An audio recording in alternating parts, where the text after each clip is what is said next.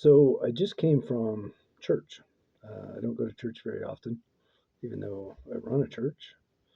Um, but this was Mormon church, and I went because a really close friend of mine, um, one of my dearest best friends, his son just came back from serving a mission in South America, and went to support him.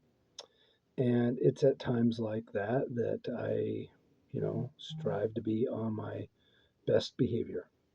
And what I mean by best behavior is uh, trying to trying to keep my wife happy by not talking about psychedelics. And I didn't succeed. I mean, it's not the right setting, right? It's not the right place, not the right time or place to talk about that, right? Theoretically, when you're talking with a bunch of, or sitting with, being with, sharing space with a bunch of, uh, devout Mormon Christian types, um, whose view on psychedelics is that it's against the law, that it's harmful, that it's a gateway, that it leads to all sorts of rampant drug use and other vices. So yeah, I try to tone it down when I go to these places, but I didn't. I sat down with somebody and they asked me what I do, and I don't know if I really have a good answer for that. What do I do? I mean, I help take veterans to South America to get um, ayahuasca. I run a church here that advocates for and educates with respect to the plant medicines. Um, I'm an author. I'm a speaker, but that's not an easily encapsulated um, answer to what do you do. But in any case, we got into the conversation, and lo and behold, um, the people that were asking um, were in that space. Um, they just didn't let everybody know either. But yeah, so the bottom line is uh, I don't know that I can tone it down. I don't know that I want to tone it down. Um, I have a profound love and respect for psychedelic medicine. After all, they're organic. Um, Cannabis, the two ingredients that go into ayahuasca, psilocybin, its various strains, all grow naturally out in nature. Um, there's no, it's not being created in a pharmaceutical lab. Um, it's not patented. Nobody owns it. It's not being mixed by a cartel. Uh, it's not being smuggled in by the Chinese. It grows. It grows in your yard. It can grow in your yard. It can grow uh, in a greenhouse. They can all be grown naturally and exist naturally without modification. Um, Also, um, they're very safe. I won't say that they're without risk. There are some risks, especially when it comes to probably cannabis the most. There's a risk of too early usage can lead to some psychotic type of um, symptoms or diagnoses, problems. Um, we need to give developing brains time to develop. But then that goes with for everything, right? That goes with alcohol. That goes with pharmaceuticals, everything else. So, in greater context, it's probably no more harmful than a lot of the other things, but it still can be harmful in the wrong application. Um, Psilocybin. I know a woman who um, coaches mothers on the use of psilocybin. And I don't mean just because they're mothers and that's who her clients are. What I mean is nursing mothers, expectant mothers, if that gives you any indication about how safe they are. Um, you have to eat your body weight in 24 hours of psilocybin for it to be fatal. And I couldn't eat my body weight in anything, let alone psilocybin, in 24 hours. Cannabis, you have to smoke 1,500 pounds. So that's 30 hay bales in one day. Like, impossible. Even if you're at Snoop Dogg and Willie Nelson levels, like, that's not happening.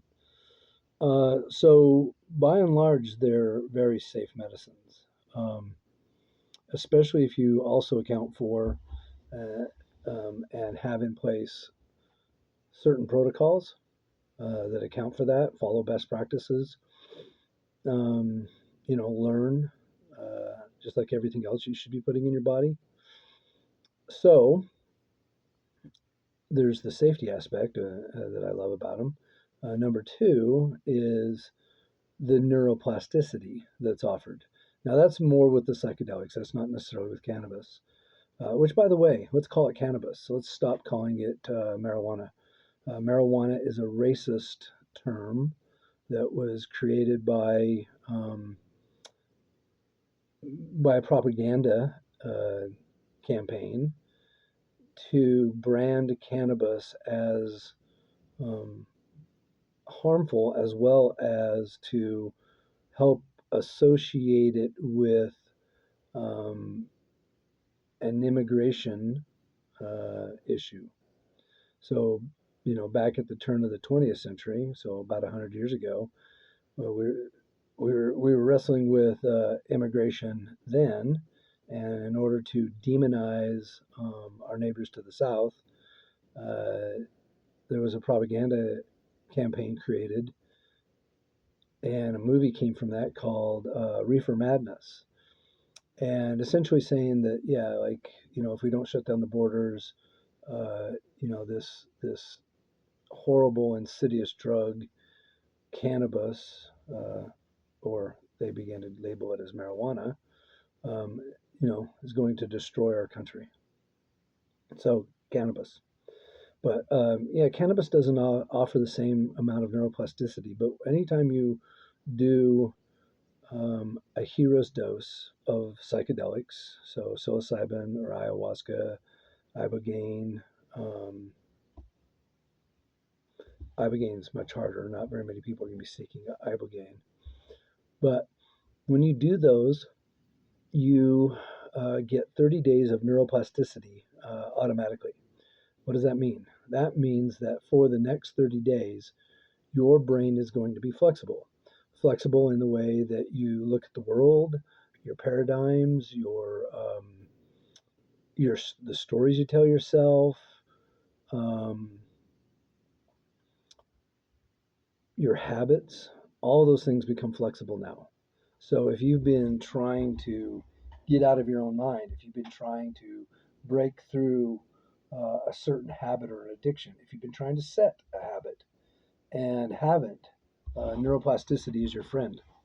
Neuroplasticity is what you want. Neuroplasticity is hard to achieve without assistance, without help. Another thing that psychedelics will do for you is they um, give you like an energetic reset. Okay, like just like your whole persona um, being being reset at a higher vibration. They also, and maybe most importantly, remove trauma from your body. There's a wonderful book called "The Body Keeps the Score," written by an MD. I believe he's from uh, Denmark. Um,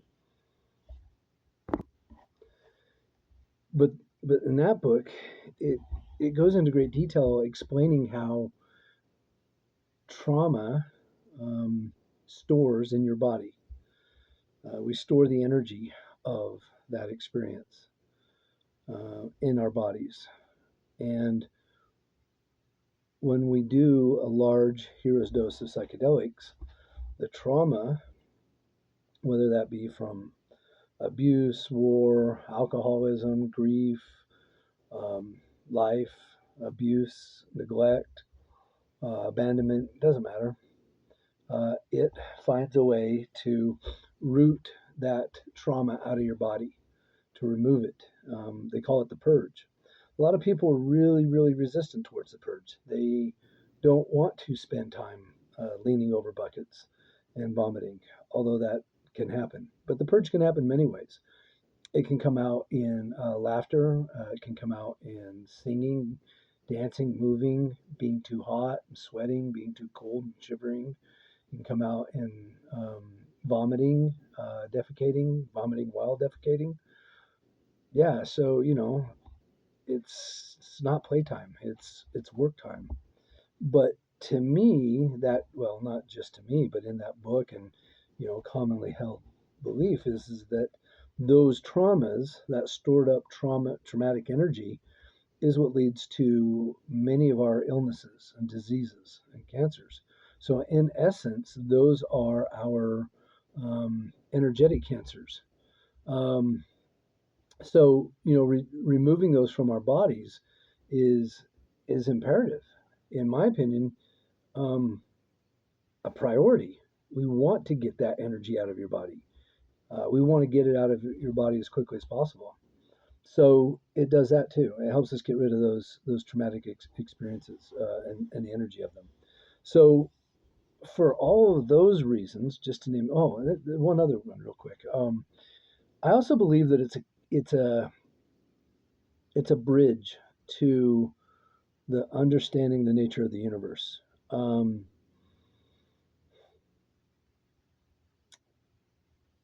when we take a psychedelic, we tap into one of the five brainwaves that we work on.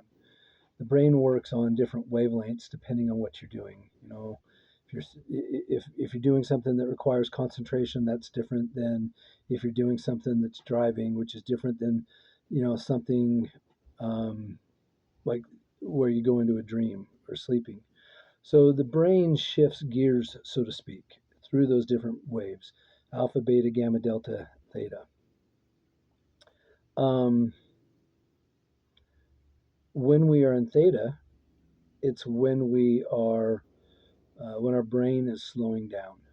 It's when we are in dream state. It's if you've ever been hypnotized, that's theta, and measurably, it's also when you're in psychedelics. Theta is the brainwave. So psychedelics offer you a gateway into um, your subconscious through a theta brainwave.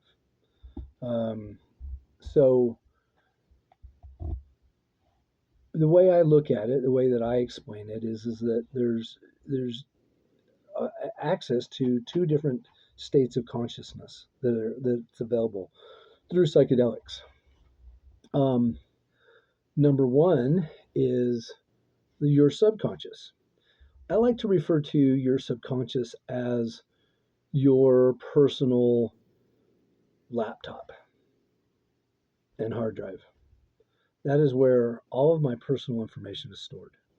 It should be password protected. In other words, you shouldn't be giving that up to anybody. I, although if you do go through and if you do work with uh, any healer of within the sort of the metaphysical or spiritual realms, some of them have abilities to tap into your subconscious um, with or without your consent. That's a big red flag. That's a giant, massive red flag. You should not be working with anybody who practices that way. In fact, you should ask, and maybe we need to do a video on make a note of that. But if you should, sorry, um, you should be having a conversation about consent with your practitioner. And your practitioner should be asking you for consent before they explore your subconscious. But either way, you have the ability through psychedelics to go deeper into your own personal subconscious, go deeper into your own personal hard drive of stored up experiences, memories, information, traumas, etc. The other thing that you have access to is the World Wide Web or the collective consciousness. I use the World Wide Web as the metaphor for that, meaning that it is um, the collective information of all the living things in the universe. And so when we do the large doses of psychedelics, in addition to the energetic reset, to the removal of the trauma, to the neuroplasticity, the other thing we can do is tap into our subconscious, our hard drive, our laptops, our personal information, experiences, and whatnot, and then tap into the collective consciousness, which is like the World Wide Web, where all the information in the world collectively is stored. The true nature of God, the laws of the universe, the additional realms, the non-seen entities, the yeah, all of that. Past people who passed away, things like that. So there's that side of psychedelics as well. And then I guess maybe on a more personal note, the other reason that I'm so passionate about and so feverish about, maybe the word is evangelical. There's a coincidence.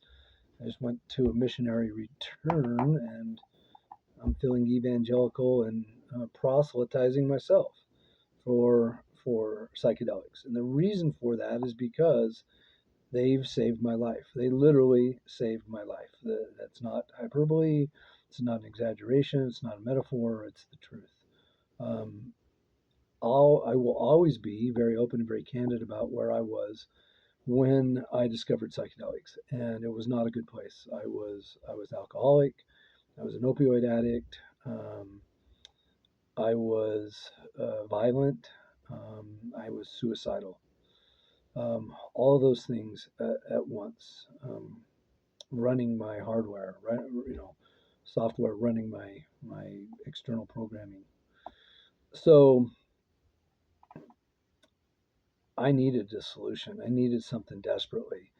And again, like I've said in past videos, I was doing all the things I was told to do. I was taking all the big pharma. I was going to conventional counseling. I was going to group therapy. I was going to group meetings for AA. And nothing took the urge to put a gun in my mouth away. Like I thought about suicide all the time because I didn't see a purpose in life. I didn't see I couldn't experience joy or happiness in this life. And I was just a cog in the wheel, doing my best to earn a living and pay the bills and do the things that I guess humans are supposed to do, um, and um, running out of patience, running out of stamina, getting to that place where I was just so done, so ready to quit, and not having any desire to go on. Um, so yeah, I flirted with and thought about suicide all the time. Um, it wasn't until that first cup of tea at ayahuasca that I was finally able, for the first time in a very long time, like,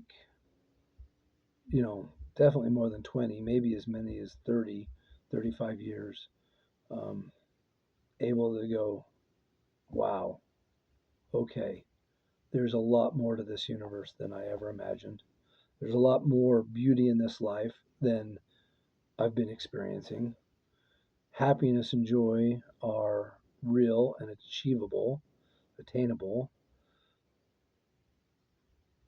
and also coming to understand the place from where the depression and the suicidal ideation came from, and seeing how to unravel that.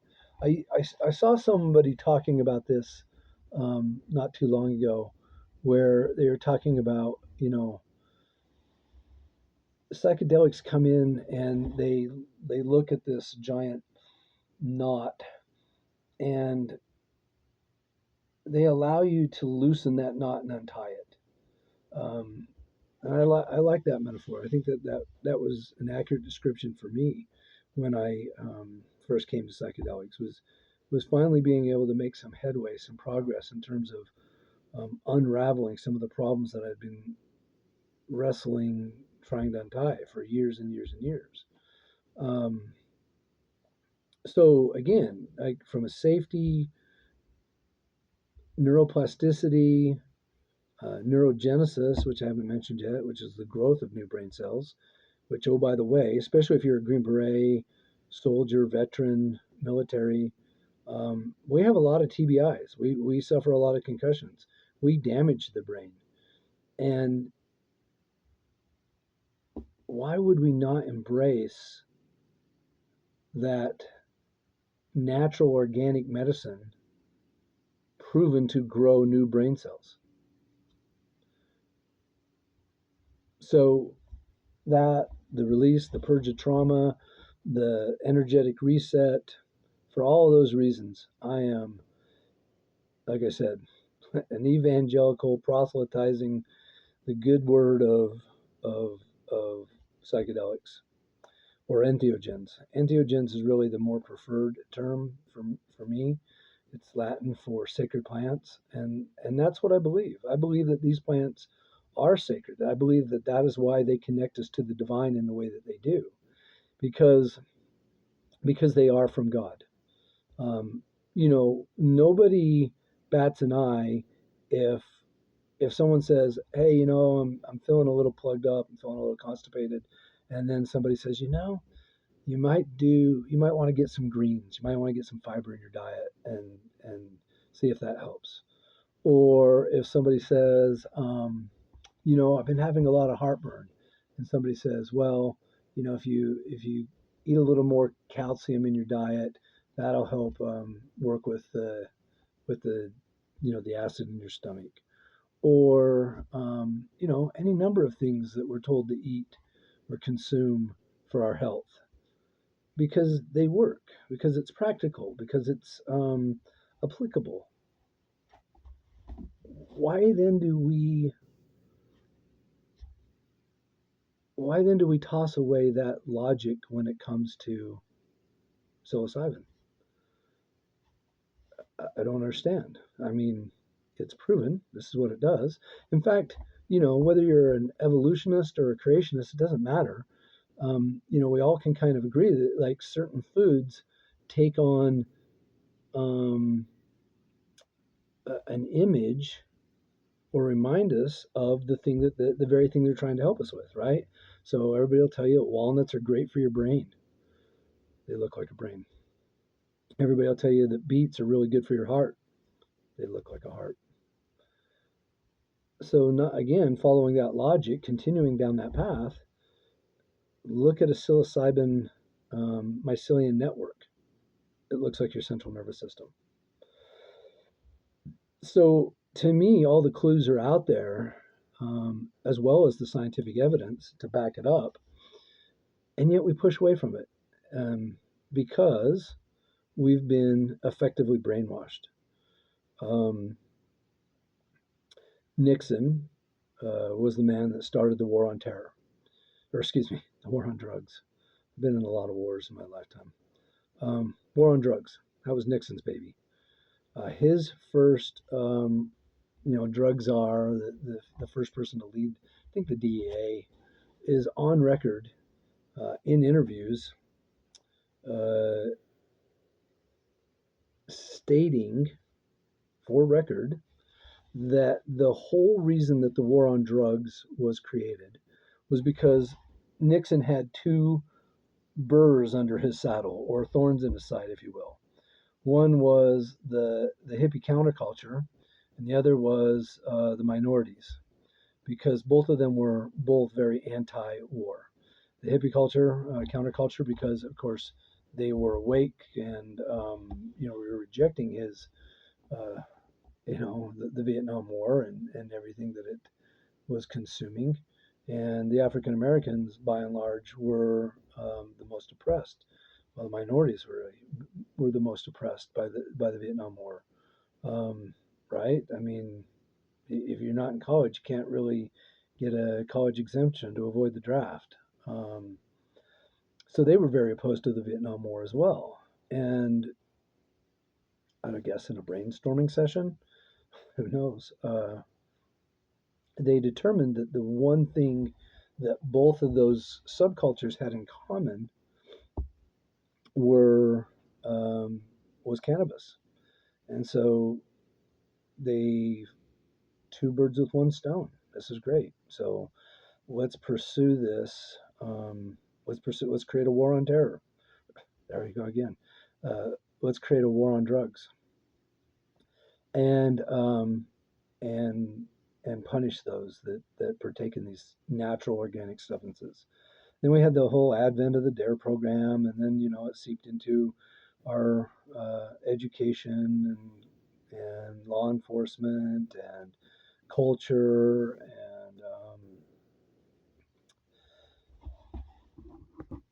and our religious institutions, to the point that we've been indoctrinated. We've been told lies. We've been fed a tremendous amount of propaganda. Um, we've been manipulated and coerced into believing how harmful these things are. Now, again, I'll be very, I'll be very clear. I don't believe that psychedelics are the end all be all answer to everything. They're not.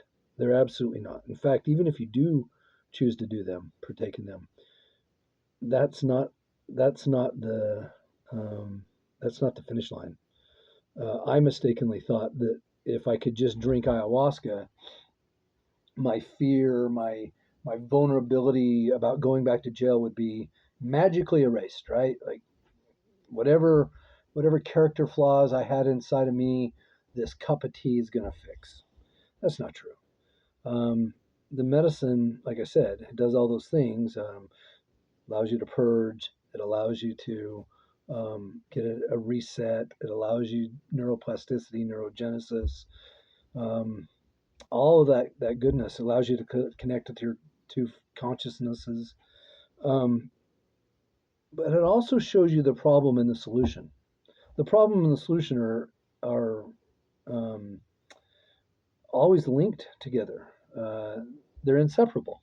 So when we can step back from the tree and see the actual forest, we can see the full problem with all the awareness of the universe and in context, then we can see the solutions. And then we can come out of that psychedelic experience having enough white space to work, to do the work, right? Because we don't have the addictions, we don't have the depression, we don't have the suicidal ideation on top of us, oppressing us in a way that we, I can't go clean up this with all these chains on me, right? So we get a break from the chains, we get a break from the oppression, we get a break from the disease and the illness and the addiction long enough in that 30 days. And if you're paying attention and if you're at my age, you've heard this 1,000 times. How long does it take to institute a good habit, right? Or any habit? It's 21 days, right? Well, 28, 30 is what you're given. So you have more than adequate time to erase old habits and start new ones. In other words, you come out of that experience, you come out of that psychedelic experience with opportunity, but more so a responsibility to do the work. So a ceremony is, in fact, the starting line, not the not the finish line. That was a big mistake I made going into that, not knowing that. And so, trying to share and educate people on that. But yeah, like, so it is an opportunity for us to do the work. It's an opportunity for us to do the change, but it's not the end all be all. Like I said, there's some it's not gonna work for. There's some who are not gonna do it, and that's okay. Um, in fact, there's people in the greater spiritual community who look at psychedelics as a shortcut. Um, it is. They're right. They're absolutely right.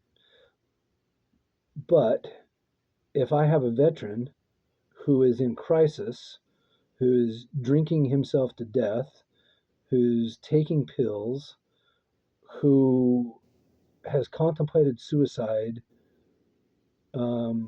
often, and the suicide rates in our community are off the charts, then isn't a shortcut warranted? Isn't a shortcut warranted? It's a shortcut. It is. Great. Let's use the shortcut. Because again, if I can get a veteran into ceremony and give him those 30 days and put a team of integration beside him for those 30 days, now hopefully he has the wherewithal, the the understanding of the universe, the break from his addictions, the break from his alcoholism, the break from the depression, the break from the suicidal ideation, long enough to build new habits. And then in that space, we can come along and add in the things that are not shortcuts: breath work, um, cold plunging, meditation, yoga, grounding, nutrition, rest, etc., etc., etc. That's where the real work takes place. That's the real aim of this, is to allow somebody enough white space, enough time to do heavy work. But then again, like I was saying, it's also a connection to the divine, the entheogens, and that to me is one of the less talked about um, aspects of this. Um, there's several influential people out there, podcasters.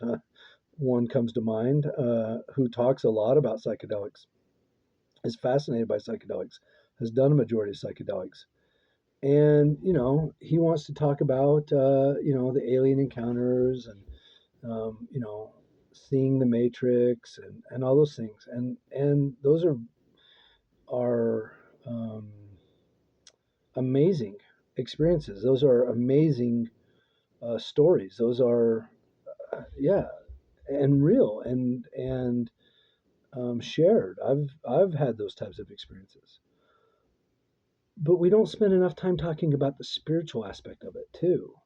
Um, to me, again, when we're tapped into the collective consciousness of the universe, we understand. We can come to really truly understand the true nature of God. We can come to really understand the true nature of the universe and its laws. We can see the matrix for what it is, and I'm going to, put some links in here that'll take you to more videos that deep dive into those things down the road, specifically the matrix and what that means and what that is. But we can see those things for the first time maybe in our lives. Really, like when it comes to the true nature of God, and that needs to be its own video, maybe 2 or 3 videos. Um, yeah, like I'm going to explain the true nature of God in 5 minutes, please.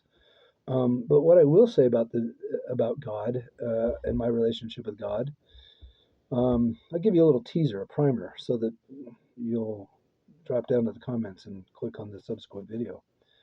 Um, I've I won't go so far as to say that I've seen God per se. Um, I have and I haven't, and I'll explain that here shortly. But I will say that I have basked in the presence of God. I've basked in the unconditional love of the universe. And I use those all interchangeably. God, the universe, the great I am, um, source energy, unconditional love. They're all the same thing. They're all absolutely, um, unmistakably the exact same thing. Um, so when I say I haven't seen God, sure, I haven't seen, the bearded sky daddy, um, but I've sat in the presence of unconditional source energy and love, on a deep level. And then when I can argue that I have seen God is when I come to realize that each and every one of us is God. And I don't mean that again, it's not hyperbole, it's not a metaphor. That's the reality. The reality is that there is only one thing in this universe, and that is source energy. Every single thing, this tree outside my window, the snow on those mountains, me, um, the shovel out there in my yard, they're all made up of one thing, energy, and it vibrates at a different frequency depending on what it is, depending on how it's being manifested. Um, every bit of us, 99.9% of us is energy. 1% of it is at the atomic level. The other zero point 0.1 or 0.01% is the matter that surrounds that atom and forms into physical objects. When we begin to understand the true nature of the universe and the true nature of God, that's when we can begin to tap into and utilize energy, the source energy, creation, God, unconditional love, and either remove harmful energy or restore uh, helpful energy, healing energy. And so, from that perspective, we're all God. You're God, I'm God, everybody is God. Everybody is an extension of God, having God's having an experience through us, experiencing the universe through us. Another way to say it, and one that's used very commonly, is to talk about the ocean can be found in the drop, and the drop can be found in the ocean. They are the same thing. So are we. That is the truth. That is as simple and plain as I can make it. And like I said, it's just a teaser. So drop down to the comments and let's deep dive that. But from a very short summary, we are all one. There is only one thing in this universe, and that is it, us, we, plural, the oneness of it all. And and if we really, really, really like sat with that and got to know that and understand that on on a cellular level, like when you can come to realize that the energy inside of your cells, inside of your heart, is the same source energy in the universe, there's no room in your mind for racism, classism, um, any of the isms. There's no point. Like that is it. There's your answer. And so, although I don't consider myself much of a conspiracy theorist, you have to ask yourself, why would governments keep a safe, organic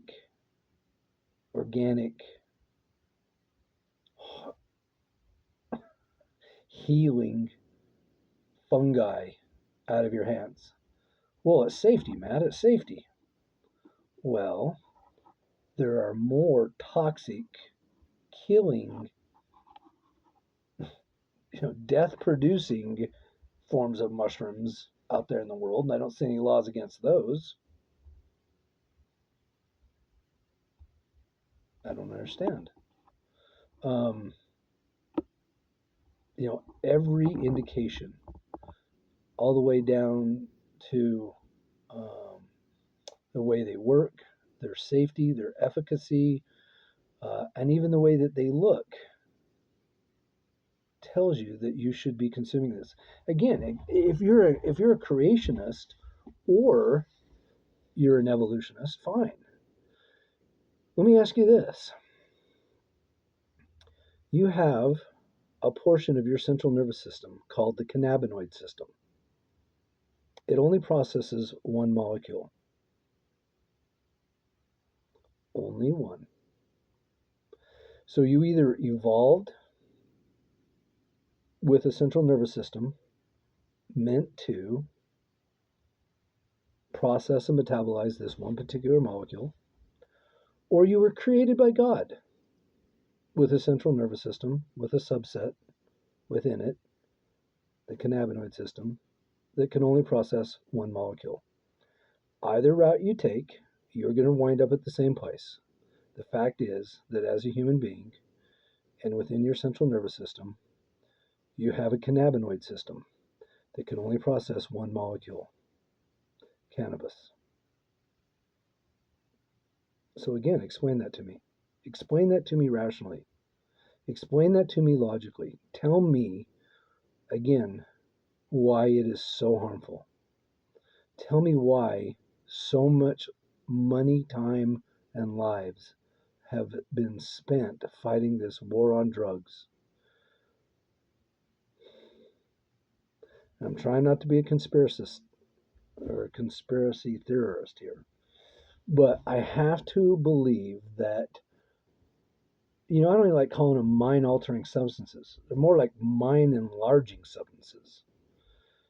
Um, are a threat to the matrix. They are a threat to your oppressors. They are a threat to the powers that be. Because heaven forbid you start to think for yourself. Heaven forbid you want to leave the matrix. Heaven forbid you want to leave the systems. Heaven forbid you learn how to heal yourself. Heaven forbid you learn how to heal with Mother Nature. Heaven forbid you should lose your traumas. They are invested in keeping you sick. They are invested in keeping you sick. They're invested in only having the solutions to your illnesses, and they're invested in only treating the symptoms of your illnesses, not the root cause, not the true core of the problem. So, yeah, I'm an evangelical, and I will talk about psychedelics, and I will talk about the universe, and I will talk about trauma, and I'll talk about healing, and I'll talk about safety, and I'll talk about efficacy, and I'll shove it down your throats if you give me an inch. I'll bring it up at church. I'll bring it up at weddings. I'll bring it up at funerals. I'll bring it up with strangers on the bus. Um, because I'm here today because of them. And no, I don't even use them that often. I don't even use them that often. I have my cannabis card, and I use it occasionally. It helps me sleep better, which is what I was able to swap out the alcohol for cannabis. It got me off of my opioids because now I can use a natural, organic herb to treat my pain and to treat my insomnia. Um, might smoke half a joint a day, maybe, if that. Mushrooms, um, yeah, ceremonially, occasionally, and that's about it. So, where's the harm? Where's the harm in that? Someone tell me, because I can't see it. Um, I I do wish that more people would embrace it. I do wish that there were ways to scale the deprogramming because that's what needs to be done. We need to deprogram all the propaganda that we've been force fed for the past 50 years. And so until we figure out a way to scale the unprogramming, the deprogramming, um, it's an uphill battle. It's a battle that's won one on one in conversations at church, on the plane, um, yeah, weddings, funerals, with your family, um, because that's how we win, folks. That's how we win. The more that people begin to wake up, the more that people begin to um, come to understand the true nature of God, the true nature of the universe, the oneness, the beauty, um, the wonder of nature, the less that we will spend time in this war that we're also fighting, this other war, the class war, the race war, um, the political war. I don't have time for it anymore. That's the matrix. And there should be a link in the bottom for a whole talk about the matrix too, because that that my friends is is that's frightening. That's scary when you come to understand just how much control they have over you. And the only way out is to leave it all behind, to lay it down, to walk away, to surrender.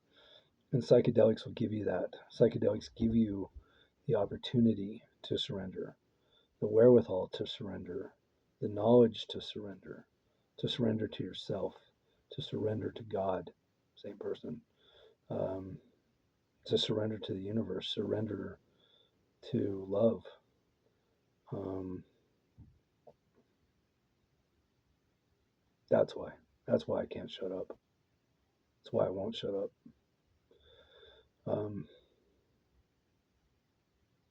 yeah. Drop your comments. Let's continue the conversation. What are your questions? What do you want to know? Convince me I'm wrong. Let's critical think this through. I'm here for it. Um, like, share, follow. I think that's what I'm supposed to say. I'm new at this. Okay. Much love.